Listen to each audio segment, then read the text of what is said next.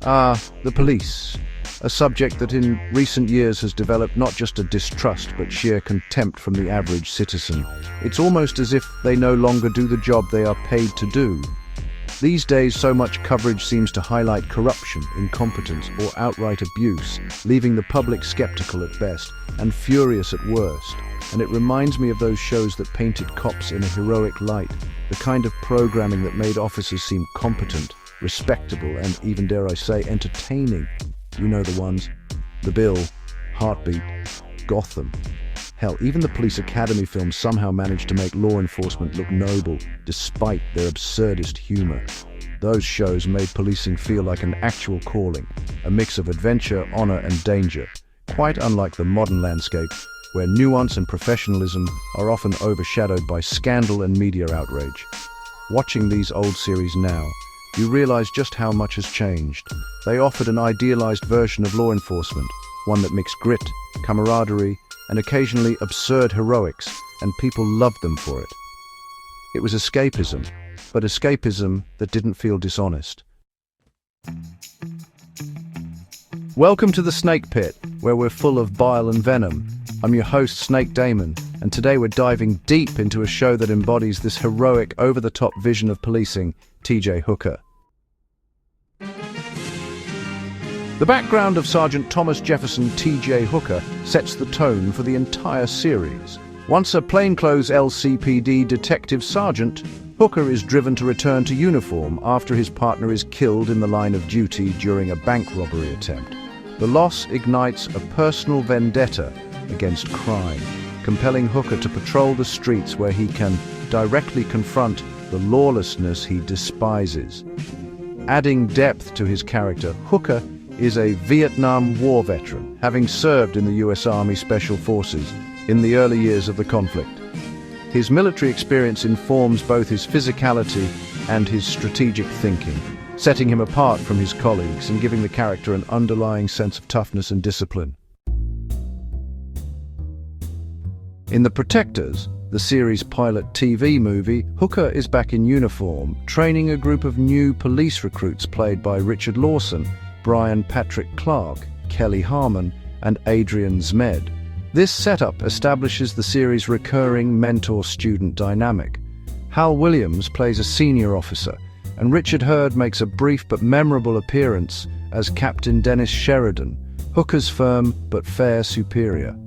The central partnership, however, is between Hooker and the brash rookie Vince Romano, a former Army infantryman. Their mentor-mentee relationship creates a classic odd couple dynamic. Hooker's measured, methodical approach versus Romano's impulsive, hot-headed energy. This tension drives much of the show's drama, comedy, and emotional resonance. So outside of the precinct, Hooker is divorced, with the strain of his work really taking its toll on his personal life. Despite all that, he manages to stay on friendly terms with his ex-wife Fran, who's a nurse, first played by Lee Bryant, then later by Lee Christian, and he keeps on navigating the dating world. Hooker's got this charisma, right? And his occasional flirtation is definitely part of the series' lighter, more playful side. It helps balance out all the grit of street-level policing with a bit of personal charm. And then, his clashes with Captain Sheridan really highlight the tension between bureaucracy and proper fieldwork, which honestly is a theme you see in a lot of classic cop dramas. The show also digs into gender dynamics, with Vicky Taylor, played by April Clough, bringing in a bit of romantic subplot in the first season. Then, when Heather Locklear's officer Stacey Sheridan steps in for the remaining seasons, things shift a bit. Stacey, being the captain's daughter, eventually partners up with Jim Corrigan, that's James Darren, a veteran cop who's sort of cut from the same cloth as Hooker. This new pairing adds another layer of mentorship and camaraderie, giving the show a bit more of a broader ensemble feel, From the third season onward, Hooker and Romano, along with Stacey and Corrigan, start tackling more complex cases, everything from street-level crime to, organized operations. The series, now and then, dives into undercover work, high-speed chases, and some pretty elaborate stakeouts. All of that really is classic Aaron spelling action drama stuff. T.J. Hooker is also notable for its physicality. Shatner, despite his age, toupee, and sometimes questionable physique, threw himself into stunts with surprising enthusiasm. He leaps onto moving cars, engages in fight sequences, and sprints after suspects with a mix of sincerity and sheer theatrical flair. These sequences, while occasionally over the top, are part of the show's charm, giving it the kinetic energy that made viewers come back for more week after week. Adrian Zmed's Romano complements this perfectly with youthful brashness, often taking reckless risks that Hooker must manage or clean up after. The villains in T.J. Hooker are both archetypal and, well, iconic. Crooked cops, pimps, pushers, and crime lords are portrayed by a veritable who's who of 1980s TV guest stars, including Don Gordon, John Vernon, and Jonathan Goldsmith. While the plots sometimes feel formulaic, the delivery is consistent and the tension between good and bad cops remains engaging. The show also doesn't shy away from a bit of 1980s glamour. Hooker's romantic encounters, Locklear's presence, and other guest stars add an element of escapist pleasure that, softens the sometimes grim subject matter. The series ran a little over 3 seasons on ABC, with a short CBS revival.